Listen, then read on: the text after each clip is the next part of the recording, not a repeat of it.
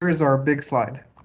So not a whole lot has changed because we're the unit, but I did want to point out today is our essay, right? We're going to do a little bit of stuff before the essay, and then we're going to get to the essay. But I want to talk more about this as the class goes on. We're going to have some mandatory extra credit for the exam. So I've been going over the results, and even though they're not necessarily horrendous, I do think you guys are capable of doing a lot better. And instead of putting in a lot of low grades, I thought it might be fun to give you some extra credit that's mandatory. That way it's going to bump up your test even more. So it's not going to be a retest per se. It's just going to be like an extra credit kind of thing. Okay, so I don't want to long here because we got stuff. So now in the chat box, share your thoughts about the multiple choice section of the exam in 1 or 2 sentences and answer the poll question. So when you came in, you might have noticed there was a poll question just underneath the meeting. If you didn't, you can go to the I think channel is what it's called, right? Unit 2A, September 20th through October 2nd. That's this week. You'll see a poll down there at the very bottom.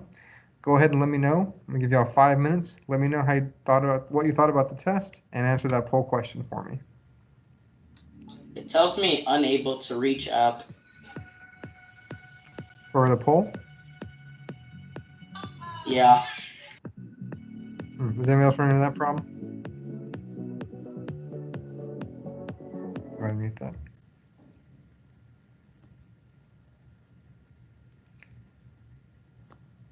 Yes, sir. I like put my answer and it like doesn't count it as answering it. If that makes sense. It does.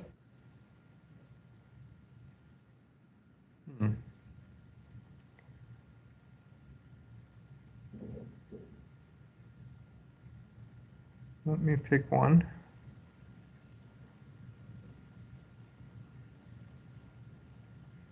Well, that recorded my response. I guess it's fine. I was just experimenting with a poll.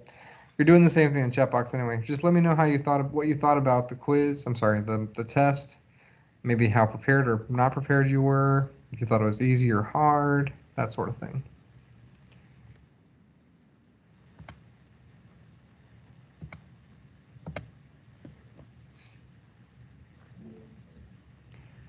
So if you can't get the poll to work, regardless, go ahead and let me know in the chat box what you thought of the multiple choice exam.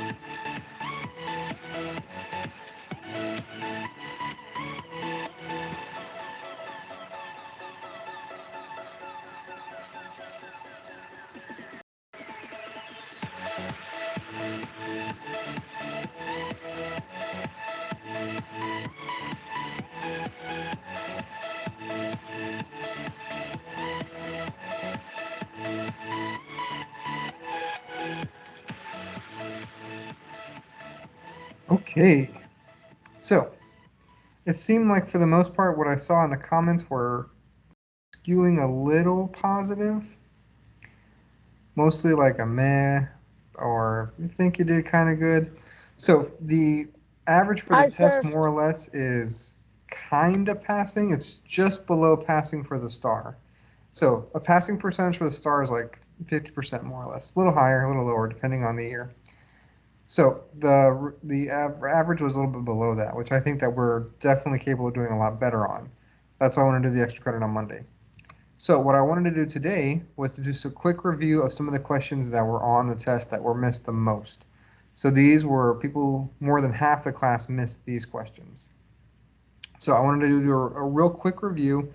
Instead of introducing new material before the essay, I thought I would give us a quick review over the stuff from the test before we got to the essay. Alrighty, so this was one of the first ones. I think that a lot of y'all were confused about the graph. So I wanted to go ahead and explain it. The graph is essentially showing you what's called homology, right? We're looking at similarities. So the question says, researchers studying populations of lizards from the genus Galotia on the Canary Islands compared the protein cytochrome B in different populations. The table shows the differences. So what we're doing is we're looking at a specific protein in all these different kind of creatures. So we talked about how DNA was kind of like the base of all life, right? And so because of that, we have a lot of similarities. So here we see, a human, 100% right, because we're comparing people to people for this one. We're looking at a specific protein in this one. So between a human and a monkey, the monkey is 95% similar. So it has a lot of similarities. That doesn't mean that they're the same. It just means that they're very similar. And as you go down, you get kind of further and further away. So what that means is each one of these animals probably has whatever protein it is that we're looking at. The difference is that there's going to be a lot more or less differences depending on how closely related they are. So for example, a frog and a human are probably not that closely related. We share a common ancestor a long time ago, but certainly a lot further away than us and monkeys. So the monkey's got 90%, the frog has 54%. Frog is much more different, right?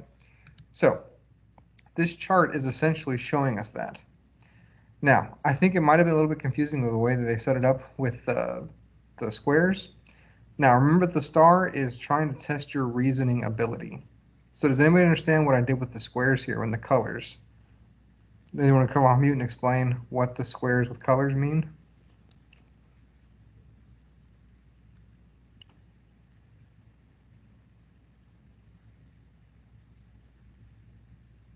Wait, can you repeat the question? Yeah, like what? Go ahead. no, like you like repeat the question. Yeah, so I painted some of these squares a certain color, right? What was my reasoning? What's my logic here? Oh, to show the answer choices, right? Or like Yeah. where the Not answer choices. Why But do the you think questions? half of this chart is blacked out? That's because it hasn't shown which number are going to get greater and lesser. Not quite. no, never mind.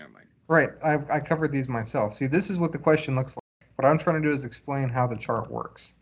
So if you notice, these are all blacked out. These are not, because these are these.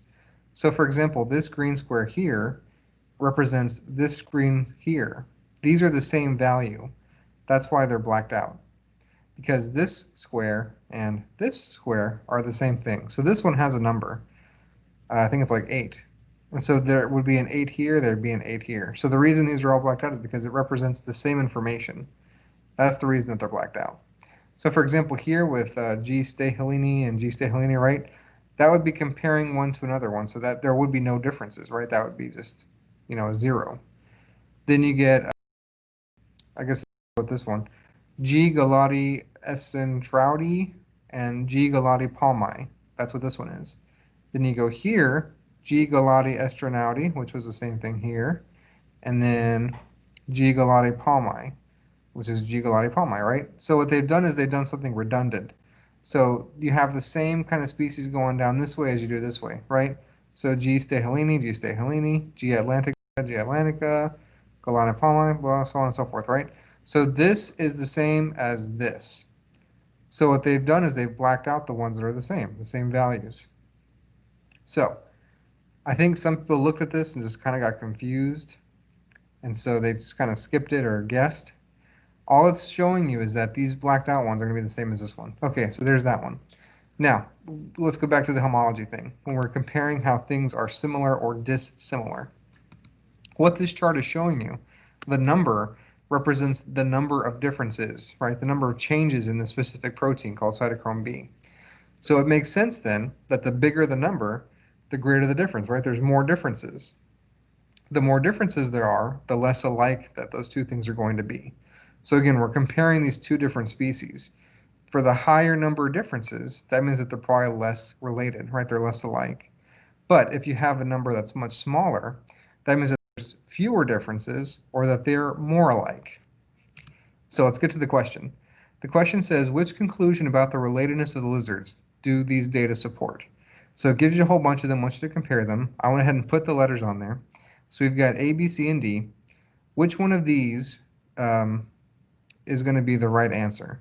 So A says that they're least, B says that they're most, C says they're most, and D says they're least. So which one of those lines up the best?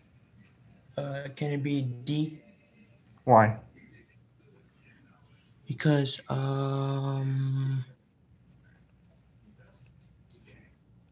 remember, the they're numbers represent the number of difference. Wait, isn't it B? Why? Because 4 is the smallest number, which means they have the least amount of differences. So that means Wait. they're closely related. Wait, sir, are There you you go. asking for the answer? Uh-huh.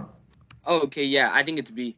I think I Right. got that one right on the test. So very good, right? So if we're looking for things that are closely related, we're looking for a small number, right?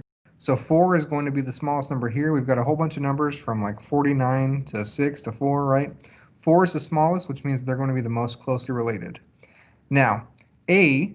atlantica, G. stahelini are least closely related. Now, between these, A, B, C, and D, that is the number that is the highest. But if you look on the chart, 49 down there is going to be the highest, which means that they're least related, versus 4, which are the most related.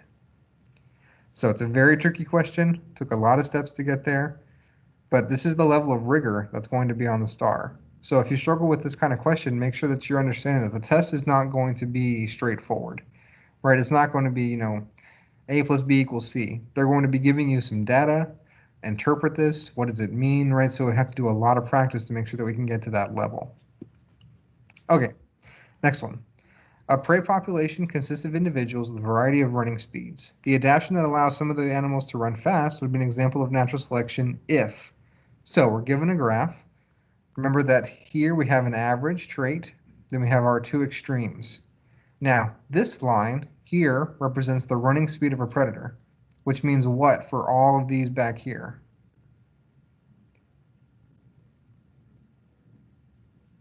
What's going to happen to all these animals that are slower than the They're predator? gonna get eaten by the Yeah. predator. So see here we got a predator and prey. If this is how fast the predator can run, all the prey behind that line are going to be susceptible to being eaten. So maybe these represent traits of speed or whatever, but whatever the trait is, it's going to show you that it's too slow. Only these, the extreme alleles over here, are going to be the ones that survive and reproduce, right? These are going to be the most fit. So we go to our answer choices. The adaptation that allows some of these animals to run fast would be an example of natural selection if it helps them what? So I went ahead and put C over here because C says produce offspring that run at average speeds. So do you think that C is going to be an example of natural selection? No, because it's slower than the predator thing. Right. So if it's not the answer, then you get rid of it. So it's not C, which leaves us A, B, and D. So what's it going to be?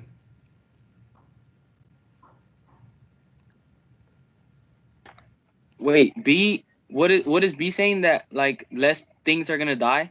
Right. Okay, yeah, I think it's B. Yeah, me Now too. remember that these star questions are tricky. So it says the adaptation that allows some of these animals to run fast would be an example of natural selection if. So when we're going to our answer choices, we're looking at things that are going to show natural selection. Now, lowering the mortality rates would be good for the prey, but it's not necessarily going to do anything with natural selection, right? First off, it doesn't really say how. And secondly, lowering the mortality rate is not about surviving and reproducing, right? So which one of these answer choices has to do with fitness? That's going to be D. So remember, it's not the strongest, it's not the most intelligent, but the one that is most adaptable. So when they are reproducing and increasing the frequency of their genes, those are the ones that are adapting to their environment, right? The environment is right here. The predator is running fast. They have to run faster to be able to survive and reproduce. These are the ones that have adapted, right? So they might not be the strongest, they might not be the smartest, but they are the fastest, which means that they're going to survive and reproduce. So this is what's showing natural selection. So D would be the answer. Very good. Now, A, survive and undergo mutations in their DNA? Maybe, who knows, right? Mutations can be good, mutations can be bad. Maybe mutations give them cancer, right? That's not going to help them do anything, right? A cancerous rabbit's not going to outrun a wolf. So A is a little bit too broad. B is not necessarily specific enough to what's happening. C is just outright wrong, which means that D is the right answer. So I noticed that some of you, while you were taking your tests, you were answering the questions fairly quickly. It's important to remember that you're still doing your test-taking strategies. I know it makes you feel like a fourth grader, but I promise that it's helpful, right? If you're able to go through and knock out answer choices, you can get closer to the right answer, as opposed to just thinking that you're going to know what it is and just answer it. It really does help you to stop, take a second, work through the answer choices, and get to the one that might be the right answer, especially if you feel like you're lost and confused. Okay, here we see a table with a bunch of numbers. We got green beetles and brown beetles and a bunch of different survival rates. So as the years go on, you can see that the green beetle stays in this range, brown beetle kind of stays in that range. What I did was I translated this into a graph just because that's how my brain works. So the green beetle is doing pretty well. The survival rates are way up here in the 80s, pretty good. The brown beetle, way down here. So what does that mean about the brown beetle compared to the green beetle in terms of survival? It doesn't really survive much. Yeah, but if anything, the brown beetle is like almost not surviving at all, right? In fact, if you look here from year 1 to year 3, it's going down. 31, 29, 28, you're seeing a slow decrease in survival rates. So the brown beetle's dying off. Green beetle, fluctuating, but for the most part, it's high, right? 78, 83, 77, it's staying in that pretty high range of survival. So the green beetle, doing pretty good. Brown beetle, not doing very well. Now you go to your answer choices. Which statement about the beetle in this environment is best supported by the data? So again, we have our data in number form. We have a chart. You look at your answer choices. A, green beetles are more fit for the environment than brown beetles are. Makes sense because they have a high survival rate. You look at B, brown beetles undergo greater number of unfavorable mutations than green beetles do. I mean, it's possible, but we don't really have any information to know if that's true or not. C, green beetles have a greater gene frequency among their population than brown beetles have. It doesn't really say if that's true either, right? So when we're looking at gene frequency in their population, we have to know how many there are. We're not really told that. We're just kind of shown how well they're surviving. Maybe there's more genes in there, maybe there's not. We don't really know, so you can't answer that one. And then finally, D, brown beetles have a shorter life cycle than green beetles have. Again, we don't know that for sure. Maybe it's true, maybe it's not. We know for sure that A, green beetles are more fit for their environment because they are able to survive and reproduce. That's the only thing that we know for sure. So again, when it comes to the star, this is a reasoning test. They're giving you information that you have to kind of reason your way through. You can't just like guess the answer and hope it's right, and you can't just, make a bunch of assumptions. You're given data more often than not, and you have to make it a judgment based on that data. So B, C, and D are not based on any numbers, right? You're not given any information about that. You don't know. All you know is the survival rates, which is why you think that A is the answer. Okay, I'm not sure why this one was missed so much. What happens is we've got seeds and seed dispersal. So how has the seed dispersal method developed by these plants given them a reproductive advantage? So again, you work through your answer choices. Which one of these do you know for sure is wrong? I already know that A can be wrong. Why? I don't know how to put it in a good explanation. And then I would argue that you don't know it's wrong. If you know for sure it's wrong, you'll be able to explain why. So which I one of think- these? Go ahead. I think B is wrong Why? because like no matter like what area there is, there's still going to be herbivores that still like eat them. Right. Also, What about because it's not these talking about seeds makes herbivores. it so that they can't be eaten? I mean, nothing as far as we can tell, right?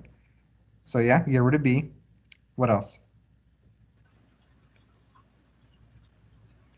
Do you think we can draw any assumptions about the life cycle based on the limited information that we have? Yeah, I was gonna say C is wrong also because it has nothing to do with the growth of the plants. Yeah, very good. We have no idea. So you get rid of C because it's kind of out of scope. And then D, the method reduces the plant's need for water and other nutrients. I mean, again, how do you know that? All we're looking at is seed dispersal. This is basically how seeds travel.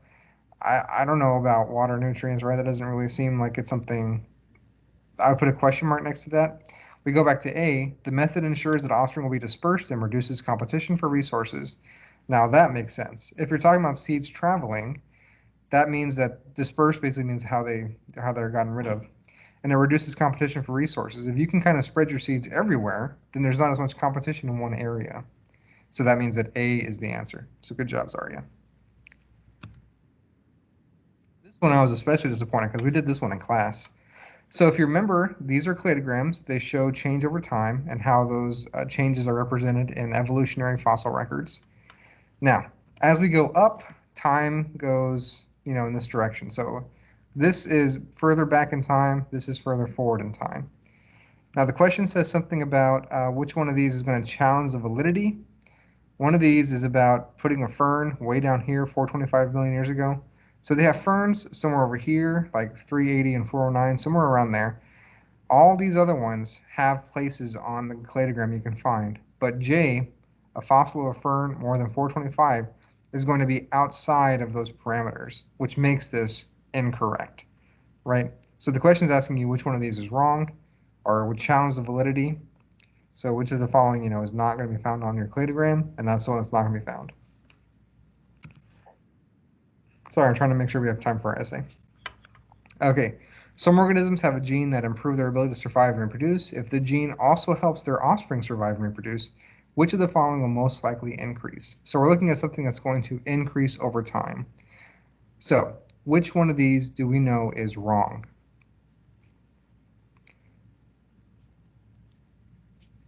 Sorry to interrupt, Mr. Martinez, but Shraven asked if you can invite her Sure. to the meeting. Thank you. Which one of these do we know for sure is wrong when we talk about evolution? Can you hear me? Uh-huh. I would say F is wrong because in the question it says which help them produce offspring, and you can't with one individual. You Very need good. multiple. Evolution happens over populations, right? So right off the bat, get rid of F because it's talking about individuals. We don't want to deal with that. Evolution is populations. So yeah, get rid of F. Very good, Josiah. Then we've got populations mentioned in G, so let's reserve that. Could be the right answer. Number of genes in one chromosome. How does that affect anything, right? Who knows? Who knows how many genes are even in a chromosome, right? Like, what is that? Put a question mark next to it. J, the number of genes in the species. Probably not, right? If they have genes that improve their ability to survive and reproduce, does that mean that we're seeing an increase in genes or an increase in frequency, right? The number of genes isn't changing. It's the frequency of a gene. So let's go back to that running predator-prey relationship. If we have a bunny that can outrun a wolf, right? Let's say that bunny has, super strength or super speed, right? They got a gene for super speed. So what that means is that gene for super speed is going to be amplified. That doesn't mean that you're going to get more genes. It just means that that specific gene is going to be present in more people, right? Because that super fast bunny is the one that lives. So that means that whenever it reproduces, those genes are passed down to the next generation. So you're not getting more genes.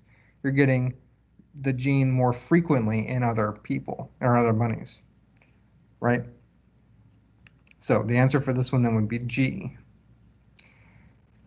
Does that make sense? We're looking at the frequency of a gene in a population, right? How successful you are at reproducing is going to mean that you're passing on your genes.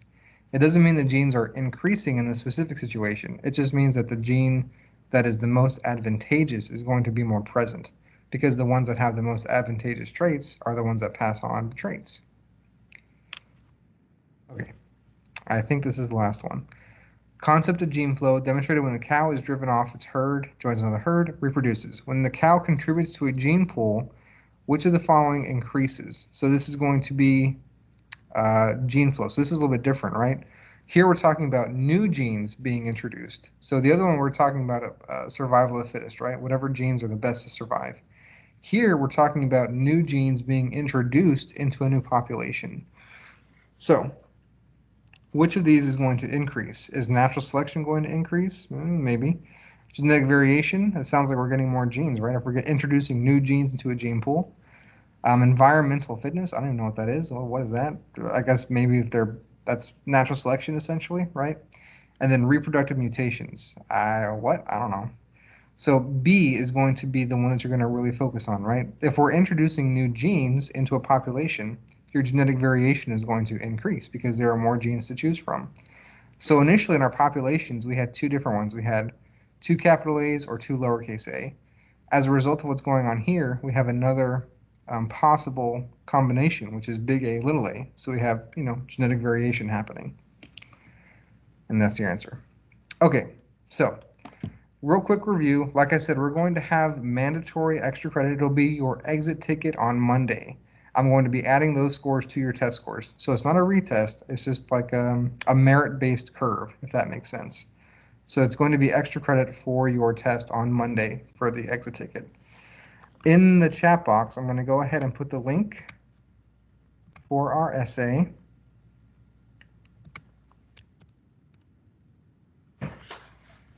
So the extra credit is not mandatory. It's going to be required. I'm sorry, it's not going to be optional. It's going to be mandatory. So on Monday, the extra credit will be mandatory. You have to do it. It's going to be your exit ticket.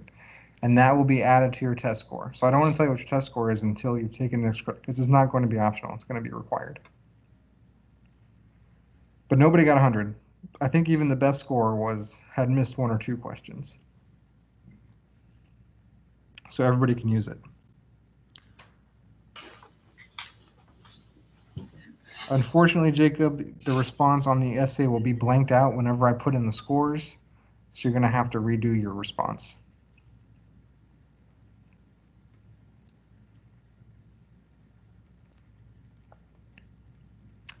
Okay, so everybody should have the link. I believe it's working because I haven't heard anybody say it's not working. You have the rest of the time to finish it. You got half an hour, which is more than enough time to do a claim evidence reasoning.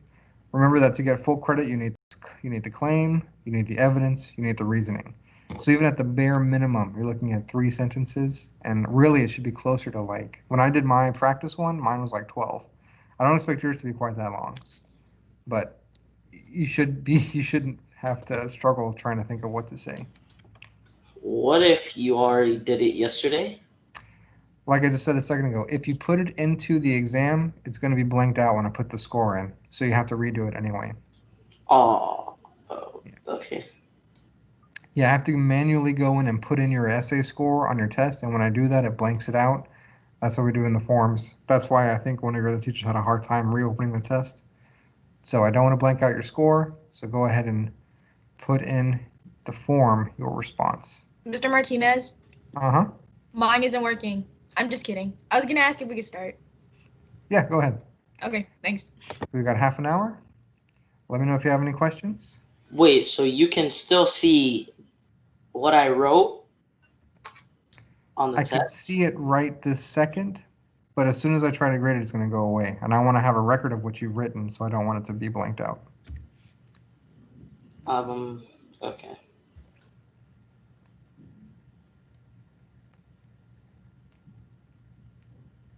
Yeah, so just so you guys are aware, I mean, I'm sure most of you are already. So data is a really big thing at schools, how we can track your progress through grades. So that means that your grades are very important and the data, so like the actual evidence of what you've done is important. So I don't want to, delete that.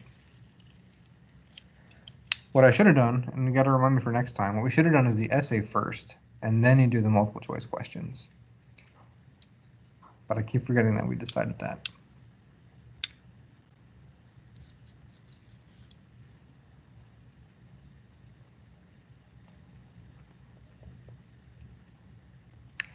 So after biology, you go to your SEL, right? Our social emotional learning time, and then intervention until 4. So you need to be logged on until 4. So after you finish the essay, I would recommend working on any missing work. Also the, what's it called? The independent practice, levels of organization. Yeah, Caitlin, that's why I have the essay posted here, so you can look here for it, or you can look on your form. It's both the same picture. It's just this.